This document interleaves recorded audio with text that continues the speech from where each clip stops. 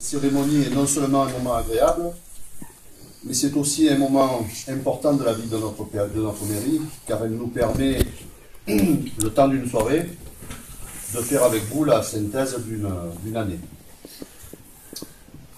Je vous remercie d'avoir une fois de plus répondu à notre invitation, car cela montre tout l'intérêt que vous portez à notre commune.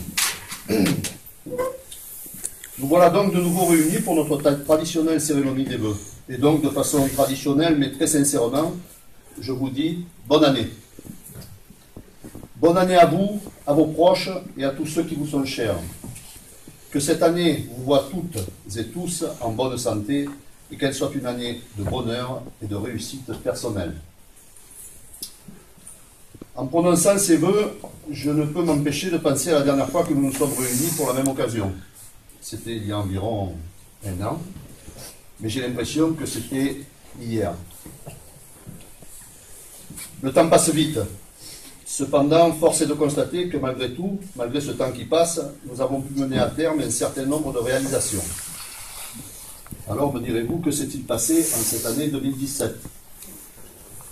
Si je vous pose la question, vos souvenirs porteront sur 2 ou 3 points marquants, mais surtout visibles. Cette question, nous nous la sommes posée et nous nous sommes aperçus que la liste est assez conséquente. Je commencerai par les travaux. Comme chaque année, nous nous efforçons de maintenir en état nos nombreuses voies communales, 63 km. Quelques reprises ont été nécessaires pour certaines d'entre elles. Des travaux de plus grande ampleur vont avoir lieu pour d'autres. Je citerai la piste de Régnier à Baudinard via la SAPI, pour laquelle des devis ont été effectués. Une demande de subvention sera étudiée en 2018, car la réfection de cette voie coûterait environ 30 000 € hors taxe. Les travaux de la piste de la Taillaille ont considérablement avancé, puisque la création de 2 km 600 est pratiquement terminée, et la phase d'endiguement aux Escouines est en bonne voie. Je remercie par la même occasion les personnes chargées de l'étude et de la réalisation de cette voie forestière qui ont eu la gentillesse de venir à cette soirée des vœux. Je rappelle que cette réalisation a un coût d'environ 125 000 €, financé à hauteur de 30% par la commune. L'électrification des bassins de la Gour et d'Astouin est terminée. Reste maintenant à équiper ceux-ci d'un système ultraviolet, et cela sera fait courant 2018. Le schéma directeur d'eau potable est en cours de finalisation. Le projet Retrouvance, qui dure depuis maintenant 15 ans, touche à sa fin.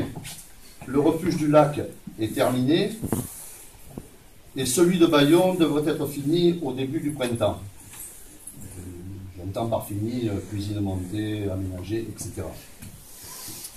D'ailleurs, les premiers randonneurs sont prévus pour l'été 2018. L'étude pour la réalisation de la nouvelle station d'épuration et du réseau collecteur de Bayon est maintenant terminée.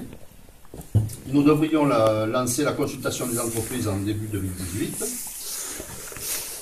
J'en profite ici pour remercier M. Frédéric Domas, qui nous a vendu un morceau de sa parcelle située au pied du village, qui nous permettra d'y installer les pompes de relevage pour le réseau collecteur. Je remercie également Frédéric Denier, qui nous autorise à utiliser une partie de ces terres pour y faire passer le réseau collecteur, qui amènera l'eau d'assainissement jusqu'à la nouvelle station d'épuration située là-bas au pied de la parcelle 76. Et si tout se passe comme prévu, les travaux devraient commencer en milieu d'année 2018. Pour ce qui concerne le pont sur la route des Roches, l'entreprise va intervenir en tout début d'année 2018. J'en profite là aussi pour remercier, ils sont absents et ils se sont excusés, Jean-Yves Roux et Evelyne Fort, nos conseillers départementaux, pour leur soutien sur ce dossier. Je rappelle que grâce à eux, nous avons obtenu une subvention à hauteur de 45% du projet, alors que toutes les demandes de subvention qui avaient été faites auparavant ont purement et simplement été refusées. Voilà en gros quels sont les différents projets que nous avons pu faire aboutir en 2017. Mais malheureusement, tous n'aboutissent pas.